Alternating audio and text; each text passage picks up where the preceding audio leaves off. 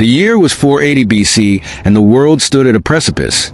In the east, the Persian Empire, vast, ancient, and powerful, stretched across continents, encompassing peoples and lands from the distant reaches of Asia to Egypt, a unified force under the rule of Xerxes I, the son of Darius. But in the west, a much smaller, fragmented collection of city-states, each with its own ideals and ambitions, stood as an obstacle. Greece, with its warrior culture and proud traditions, faced an enemy unlike any it had known before. Xerxes, god king of Persia, had sworn to bring the world to its knees, and now his sights were set on Greece. The Greeks, however, had no intention of being swept aside so easily. Divided though they were by politics, geography, and rivalry, there was one truth that united them. The Persian invasion could not be allowed to succeed. And at the heart of this resistance stood a single man, Leonidas, king of Sparta. Sparta, renowned for its warriors and their indomitable will, had been prepared for war long before it was thrust into the conflict. The training of Spartan warriors was brutal, and their culture, centered on discipline, sacrifice, and valor, made them a force to be reckoned with. But Leonidas was not just any king. He was a descendant of great leaders, a king born to lead his people through the darkest of trials. Though Sparta was but one of many Greek states, its legacy of warriors and kings was unmatched. Leonidas knew that his duty was not only to his city-state, but to the larger Greek cause, a cause that would define the future of the world itself. As the Persian juggernaut advanced toward Greece, Leonidas gathered a force made up of Spartans, but also soldiers from other Greek cities, united by a common enemy. It was a small army, especially when compared to the Persian horde that moved steadily westward. An army so vast that even the great Persian King Xerxes believed his forces were invincible. The journey to Thermopylae was arduous. The men marching through rugged terrain, fighting the heat, the weariness, and the looming sense of what awaited them. Yet, there was no retreat, no fear. The Greeks knew the only way to stop the Persian advance was to make a stand, and Leonidas chose the narrow pass at Thermopylae, where the geography would neutralize the Persian advantage of numbers. It was a last stand, and they would face it with honor. Meanwhile, Xerxes, the godlike king of Persia, moved through Asia Minor, rallying his forces with promises of conquest. His army swelled with soldiers from all corners of the Persian Empire, infantry, archers, cavalry, and even war elephants, all marching under the banner of the mighty Persian Empire. His ambition knew no bounds, and the threat he posed to the Greek city-states was undeniable. With his massive army at his back, Xerxes believed that victory was inevitable. He had already crushed the Greek city of Eretria, and now the path to Athens lay open before him. Only the Greeks stood in his way. The Persian forces crossed into Greece and soon reached the pass at Thermopylae, where the Greeks had set their position. The narrowness of the pass, with towering cliffs on either side, would force the Persians to funnel their massive numbers into a bottleneck. It was a perfect place for a smaller force to make a stand if they could hold their ground.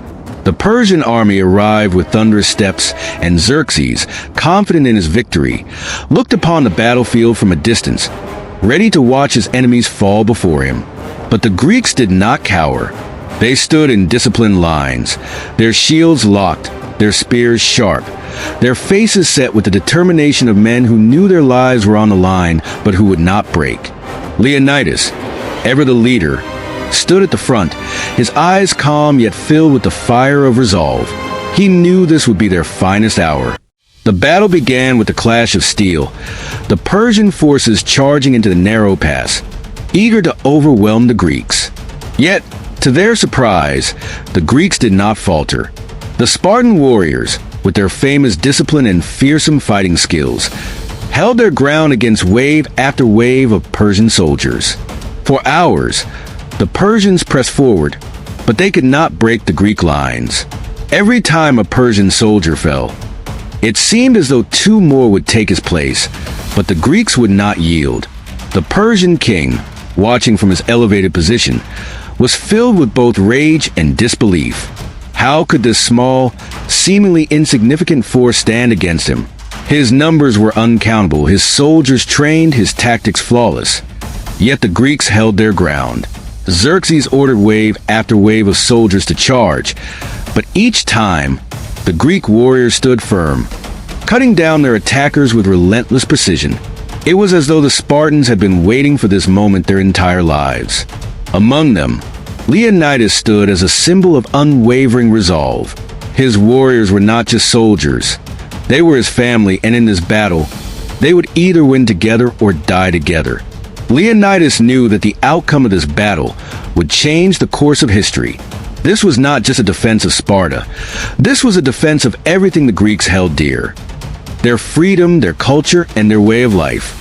As the hours wore on and the battle raged, Xerxes began to grow desperate.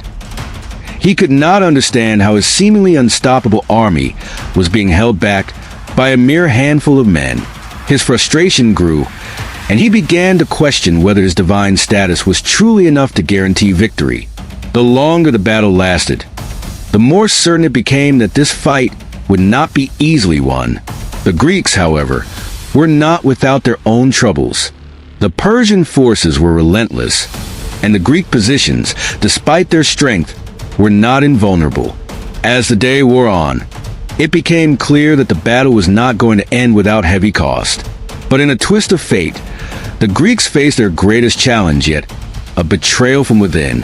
Ephialtes, a man of questionable loyalty, revealed a hidden mountain path that would allow the Persians to outflank the Greek forces.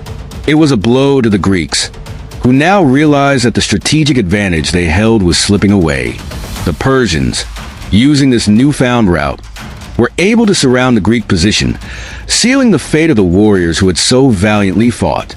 Leonidas, understanding the gravity of the situation, made a decision that would define the rest of his life. With his remaining soldiers, he chose to make a final stand. He sent the majority of the Greek forces to retreat, to fight another day, while he and his 300 Spartans would remain to face the Persians. It was a death sentence, but it was also an act of defiance, a statement that even in the face of overwhelming odds, the Greeks would not surrender. As the Persians closed in, Leonidas fought alongside his men with unmatched fury. The clash of shields and swords echoed to the narrow pass, the air thick with blood and sweat. One by one, the Spartans fell, but they did so with honor, fighting to the last breath. And in their final moments, they proved to the world that courage was not defined by numbers or size. It was defined by the strength of the heart. Leonidas fell in the final hours of the battle, his body a symbol of defiance against the forces of tyranny. The Persians may have won the day, but they could not claim victory over the spirit of those who fought at Thermopylae. The Greeks had lost a king, but they had gained something far more valuable, a legacy of resistance that would inspire future generations. In the days that followed, Xerxes moved forward, but his victory felt hollow. The Persians may have claimed the pass at Thermopylae, but they had failed to crush the spirit of the Greek people. The Battle of Thermopylae was only the beginning of a larger struggle. The Greeks, united by the sacrifice of their fallen heroes, would rise again, and in the years to come, they would drive the Persians from their land.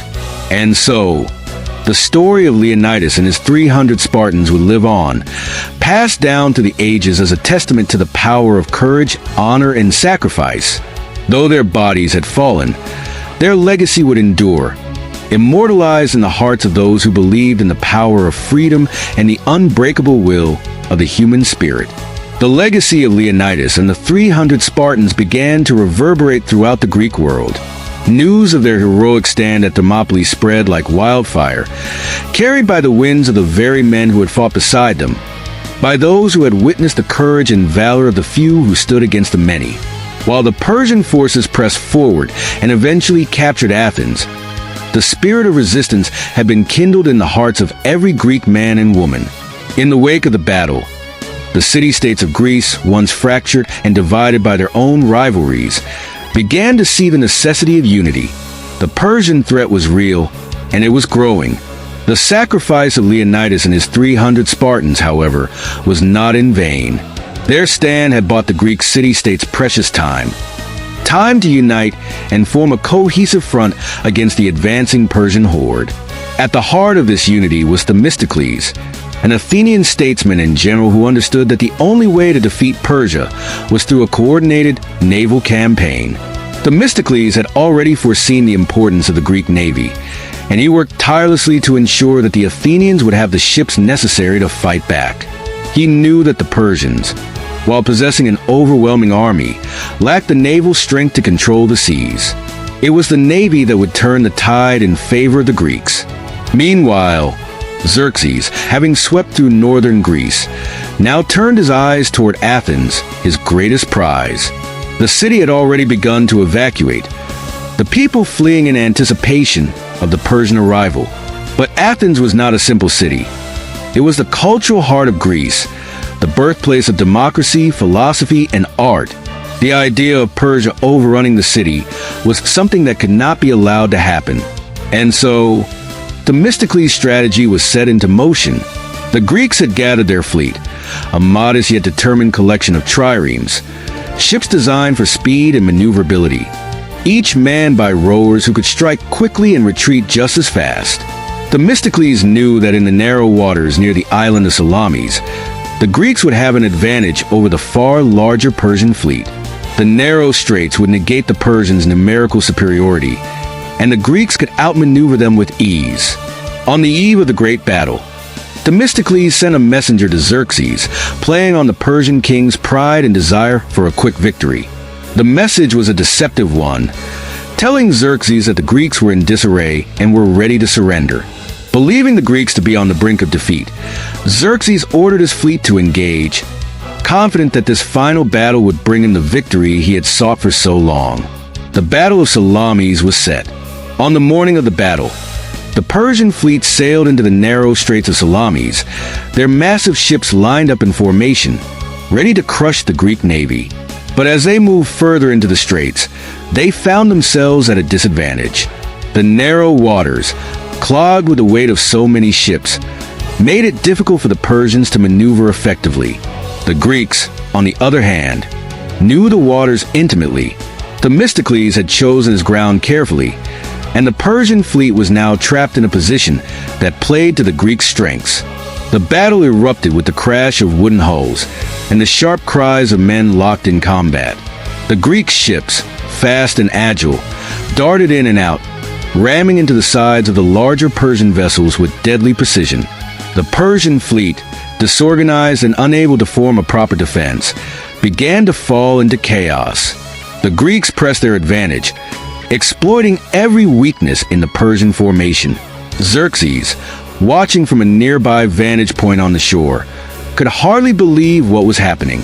His fleet, which had seemed invincible just hours earlier, was being torn apart by the smaller, more agile Greek ships. The Persian king, consumed by rage, sent in reinforcements, but it was too late. The Greek forces had already won the upper hand. As the battle raged on, the Greeks remained united, their spirits buoyed by the memory of Leonidas and his men. They fought with the knowledge that they were not only defending their homes, but avenging their fallen heroes. The Persian navy, once mighty, was now in full retreat, its ships either sunk or scattered across the sea. The victory at Salamis was a turning point in the Persian wars. The loss of the Persian fleet crippled Xerxes' ability to continue his campaign against Greece. Themistocles' brilliant strategy had ensured that Greece would not fall to the Persians, and the Greeks now stood on the precipice of final victory. But even in the wake of this resounding success, there was still much to be done. The Persians had not yet been driven from Greece, and Xerxes' army, still large and formidable, remained a threat. However, the Greek victory at Salamis had proved that the Persians were not invincible. The spark of resistance had caught fire, and it was now clear that the Greek city-states, though divided, could stand together against the Persian tide. In the years that followed, the Greeks would continue to fight back against the Persian forces, culminating in the decisive Battle of Plataea in 479 BC. It was there, in the rolling hills of Boeotia, that the combined Greek forces would deal the final blow to the Persian army. Xerxes, having failed to achieve his dream of conquering Greece, would retreat to Asia Minor, leaving behind a shattered army and a broken dream. The Persian wars were over, but the legacy of Leonidas, Themistocles, and the Greek warriors who had fought so valiantly would live on for generations. Their courage and determination had not only saved their homes, but had also preserved the ideals of freedom and democracy that would inspire future civilizations. In the end, the Greeks proved that no matter how great the odds, no matter how overwhelming the enemy, there was always hope for those who stood together in the face of tyranny. And as long as the story of Leonidas and the 300 Spartans was told, the spirit of Thermopylae would never die.